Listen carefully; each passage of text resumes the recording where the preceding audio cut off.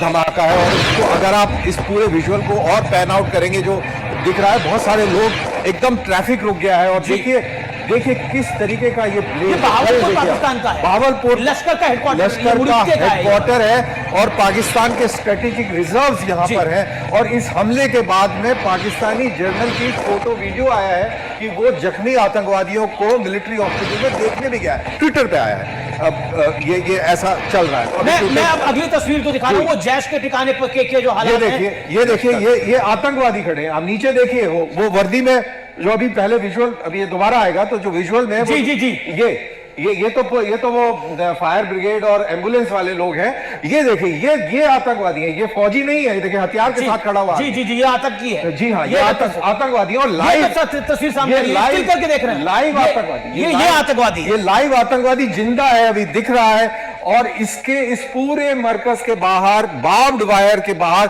आम पाकिस्तानी देख रहा है। जैसा कर्नल राठौर कह रहे थे कि आम जो कह रहा है, जो वीडियो बना रहा है, देखिए क्या हो गया, पूरी बिल्डिंग तबाह हो गई है। ये देखिए ये आतंकवादी नुकसान देखिए, आप समझते हैं चीजों को, नुकसान कितना बड़ा हुआ होगा। ये देखिए, ये देख रहे हैं, ये सब देख रहे हैं। ये कि हमारे जो स्ट्रेटेजिक रिजर्व्स थे, जिसके ऊपर बहुत गर्व करती थी पाकिस्तानी सेना, और मुशर्रफ ने कहा था कि दीज आर आवर बॉयज, हमें इनके we feel proud of our boys. दूसरा, ये मुरीद के आतंकी का हेडक्वार्टर है, जिसको तबाह करा गया है। आप देख सकते हैं ये तस्वीर। अब दिन के टाइम की जब तस्वीर आ रही है तो डैमेज पता लग रहा है कितना। बिल्कुल डैमेज। तो क्या आपको क्या लग रहा है कि यहाँ पे कैजुअलिटी कितनी बड़ी हुई होगी? देखिए कैजुअलिटी हुई होगी, इसका 100 तक का आंकड़ा आ रहा है, और आपको लग रहा है इससे ज्यादा भी हो सकता है। जिस हिसाब से कितना ज्यादा देखिए, एम्बुलेंसेस बता रही हैं कि बहुत ज्यादा हुआ है। ओके, एम्बुलेंसेस की तादाद। बहावलपुर का विजुअल आप देख रहे हैं स्क्रीन के ऊपर। तो न्यूज़ 18 इंडिया आपको एक विजुअल दिखा रहा है इस समय। ये बहावलपुर का विजुअल है, जहां पर अटैक, जिस पे मिसाइल अटैक हुआ है और सीधी तरह से हुआ है। और एक और मैं बात कहूंगा,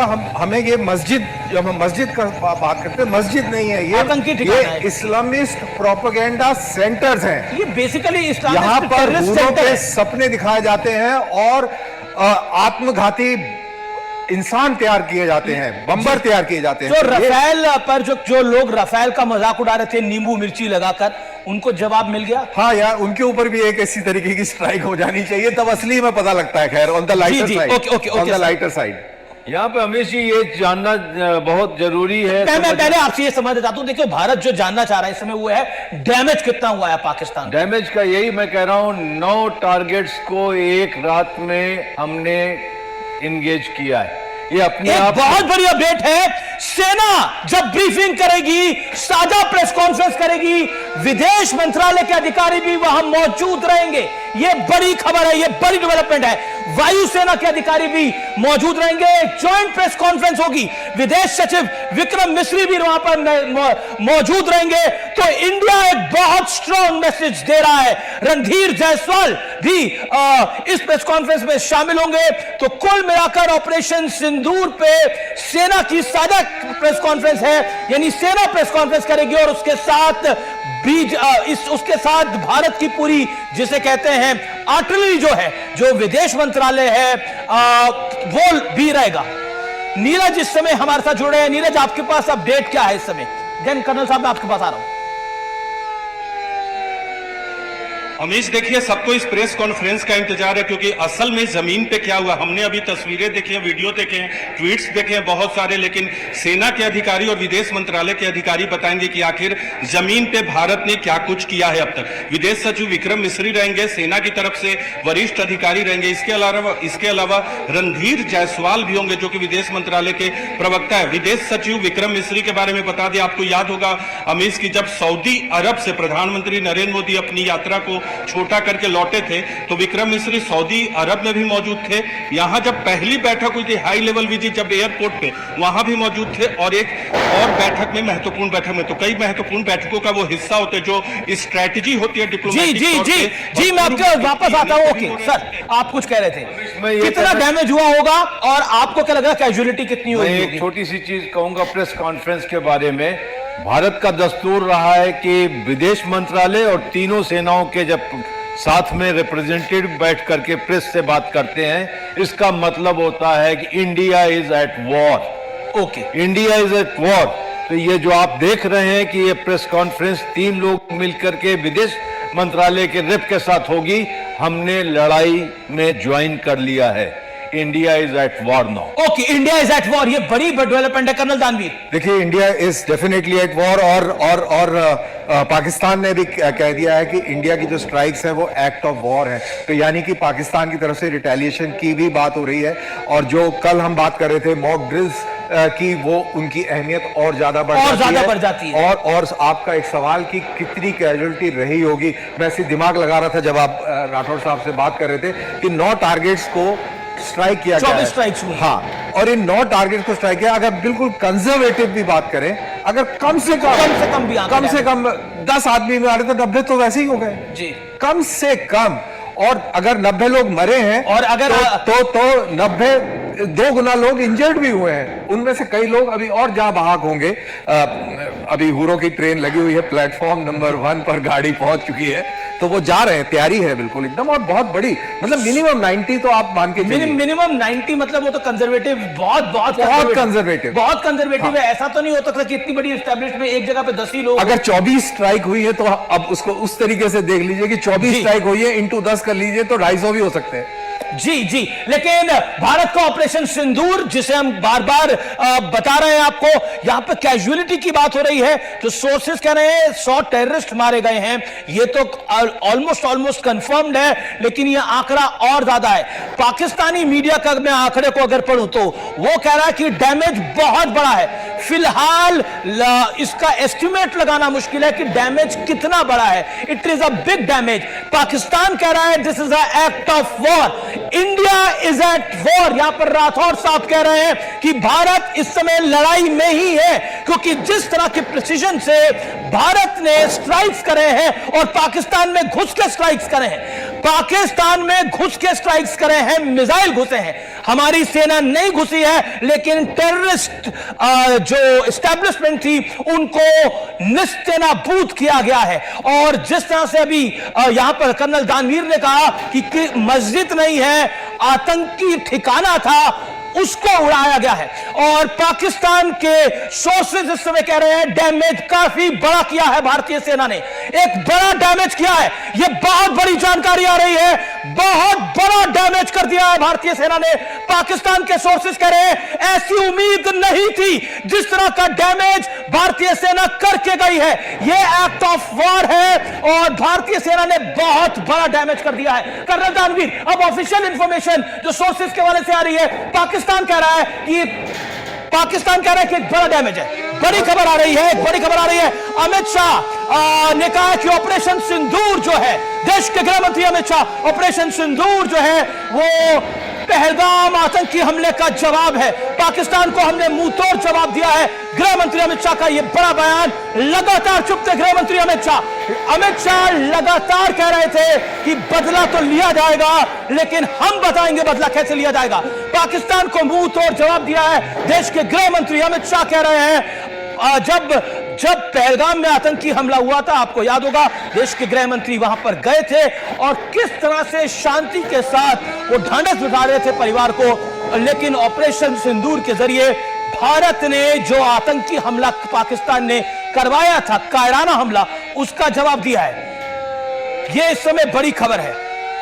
पाकिस्तान के सोर्सेज से एक बहुत बड़ी खबर आ रही है जिस पर हम पहले भी थे कि डैमेज बहुत बड़ा करा है। और राजनाथ सिंह की तस्वीरें आप देख सकते हैं, अपने घर से निकले हैं डिफेंस मिनिस्टर राजनाथ सिंह। ये बड़ी डेवलपमेंट है एक और। लेकिन अब पाकिस्तान के हाई लेवल सोर्सेज कह रहे हैं कि इंडियन आर्म्ड फोर्सेस ने बहुत बड़ा डैमेज करके गई है हमें। इसके मायने क्या है कर्नल दानवीर? वो डैमेज का वो कह रहे हैं अभी एस्टिमेशन नहीं लगा सकते हम कितना बड़ा डैमेज है। ये इतना बड़ा डैमेज है, ये उनके जहन पर प्रहार है। जो उनको एक गलत फहमी थी और जो एक उन्होंने एक कवच बना रखा था कि न्यूक्लियर धमकी देंगे और हम भारत को डरा देंगे, तो वो न्यूक्लियर धमकी वाला जो उसका फॉल्स फ्रंट था, जो फॉल्स कवच था, वो भारत ने ध्वस्त कर दिया। आप सोच के देखिए कि उनके मनोबल पे कितना बड़ा प्रहार हुआ है। हर एक पाकिस्तानी आज कांप रहा होगा। एक लाइन आ रही है, वो एक लाइन ये है कि डैमेज बहुत बड़ा डैमेज है। आप देखिए उसके अस्तित्व पे सवाल खड़ा हो गया। वो अपने अस्तित्व को न्यूक्लियर जब उनसे पूछा गया कि क्या 200 लोगों के करीब मारे गए, उन्होंने बोला अभी ये एस्टिमेट हम नहीं लगा सकते। यानी यहां पर हम 100 का आंकड़ा पकड़े हुए हैं, लेकिन वो 200 में मानने को तैयार नहीं। जब हमने 24 मिसाइल्स और हैमर बॉम्ब डाल दिए, करोड़ों अरबों रुपया खर्च कर दिया तो क्या सिर्फ 250 ही मरे होंगे, ज्यादा मरे होंगे ना। और प्रिसीजन स्ट्राइक आया है, उनके कैंप के ऊपर स्ट्राइक हुआ है, हेडक्वार्टर्स पे स्ट्राइक हुआ है, तो बिल्कुल प्रिसाइज। यहां पे उन्होंने सोचा नहीं होगा यहां स्ट्राइक हो। अरे सवाल ही नहीं पैदा था, उनको लगा ही नहीं, सपने में भी नहीं लगा था। वो लॉन्च पैड से यहाँ तक, वो लॉन्च पैड से उन्होंने अपने आतंकी पीछे कर लिया, शिफ्ट कर। हाँ, और उनके जो इंफॉर्मेशन मिनिस्टर है उन्होंने कहा था कि भाई कितना कर लोगे, बालाकोट प्लस कर लो। अब्दुल बासित का ये ट्वीट था कि क्या जो पूर्व सफीर रहे हैं भारत के अंदर, कि भाई क्या बालाकोट प्लस कर देंगे, हम उसके लिए तैयार हैं। तो ये Balakot plus plus plus plus हो गया है। अब क्या पाकिस्तान तैयार है? पाकिस्तान की मजबूरी है, बल्कि अब पाकिस्तान जब इस पे हमला, रिटेलिएशन में बार बार इसलिए पूछा, रिटेलिएशन हम वी शुड आल्सो एनालाइज, नहीं बहुत जरूरी है, क्या हो सकता है, बहुत जरूरी है। भारतीय सेना, भारतीय सरकार जरूर एस्टिमेट कर रही आप जब रिटेलिएशन बोलेंगे, आपके टीवी के माध्यम से लोगों को जाएगा तो लोग अलर्ट भी रहेंगे। देखिए, हमारा काम लोगों को जागरूक करना भी है, वो भी अलर्ट रहेंगे कि भाई इस तरीके की कार्रवाई। आज आपकी खुशी छुपाए नहीं छुप रही कर्नल जानवीर। चलिए, फिर आपको लग रहा है तो फिर नहीं लग रहा है। ओके RSN सिंह, क्योंकि आप जिसे कहते हैं पाकिस्तान में आपके भी इंटरनल सोर्सेज हैं, मैं आपसे जानना चाह रहा हूं इंफॉर्मेशन क्या आ रही है आपके पास, what kind of damage is there? देखिए, जो इंफॉर्मेशन आपके पास है वो मेरे पास है, लेकिन इतना मैं जरूर कहता हूं कि जब भी कोई टारगेट एक्विजिशन होता है, जब आप टारगेट्स पे डिसाइड करते हैं और उसका टारगेट सिलेक्शन जिसको बोलते हैं, तो बड़ा इलैबोरेट और बड़ा कंसीडर्ड प्रोसेस होता है। मिनिमम एफर्ट, मैक्सिमम डैमेज, और फिर आप उसको वॉर गेमिंग भी करते हैं कि आप उसके कॉन्सिक्वेंसेस होंगे वो क्या क्या हो सकते हैं, और उसका आप कैसे सामना करेंगे, व्हाट इज योर इंटेंट। तो इतना जान लीजिए, आप लोग अलग अलग आंकड़े दे रहे हैं, लेकिन जाहिर सी बात है कि जब इस तरह का टारगेट सिलेक्शन आप करते हैं तो आपका डैमेज एस्टिमेशन क्या है? मैं अभी कोई ऐसा एस्टिमेशन, लेकिन इतना मैं कह रहा हूं कि हम इतना प्रेशियस वेपन्स और वेपन सिस्टम्स और जो डिलीवरी प्लेटफॉर्म्स हैं, हम ऐसे ही फालतू का कोई इस्तेमाल नहीं करता है,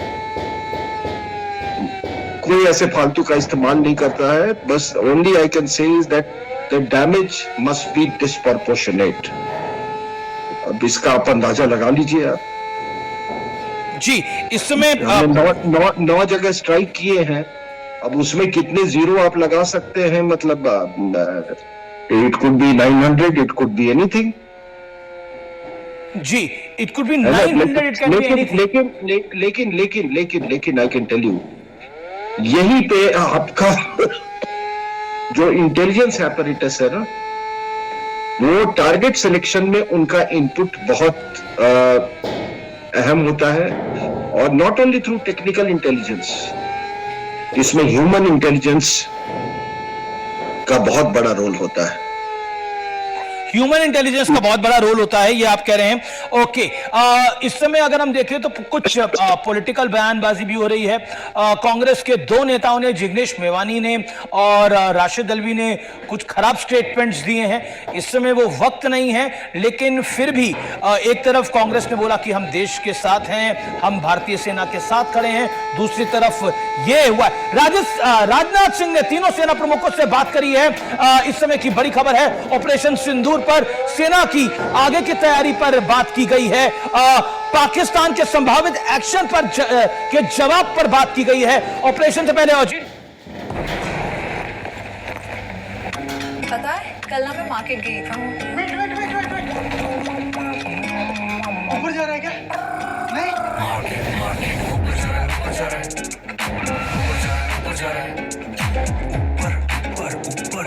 है। अभी तक आपने एक भी सिक नहीं ली, कि चाय ठंडी हो गई, फिर से लेके आता। वो महत्वपूर्ण है। अब यहां से अभी एक बड़ी इंपॉर्टेंट चीज़ ये भी है कि नोटिफिकेशन ये भी दिए गए हैं कि जो डैम्स हैं उनको चेक किया गया है, उसमें पानी भरा जा रहा है, तो ये भी वाटर बॉम्ब्स तैयार हो रहे हैं, इनका भी इस्तेमाल आगे पक्का होगा।